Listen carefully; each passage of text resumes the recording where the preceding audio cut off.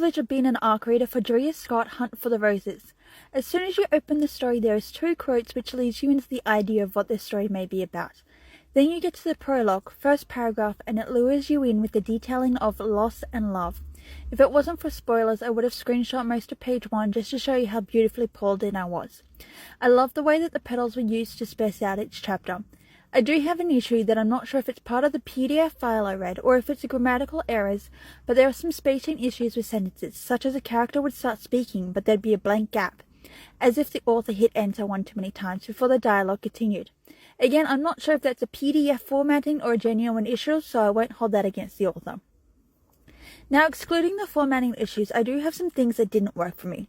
At times, some of the dialogue felt overthought, rather than letting it feel natural. What I mean is, it felt like the author had planned the sentences rather than letting the characters' words feel authentic.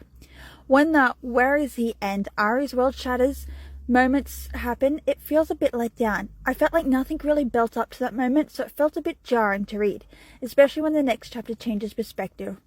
I can see what the author was trying to do with Blake, but I felt like it was a forced character that, with most scenes, he did not flow naturally.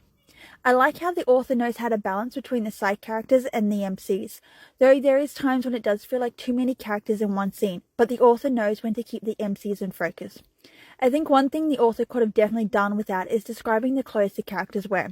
Sometimes it feels like just an overkill of words and it doesn't seem to flow naturally in the paragraph, especially since when do men care about noticing every detail of clothing? Whether it's his clothing or her clothing, it still just felt too much detail. I really struggled with Dane. I understand what the author was trying to do with him, but towards the end he started to come off as the self-centered, arrogant, she's mine and no one else's type of man, and it felt like it ruined the build that the author was trying to do. As I got to page 182, first paragraph, I got really confused. Is Ari kissing and tonguing herself? Like, I get people can be flexible, but kissing her own lips and licking her own skin? Maybe double check that before you publish.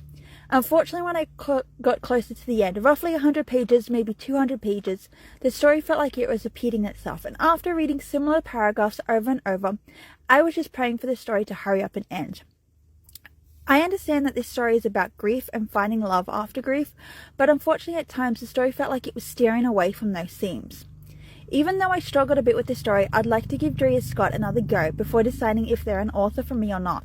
I can see what they were trying to do with this story, but like I mentioned, it rails away from the topic that she was trying to use throughout this story.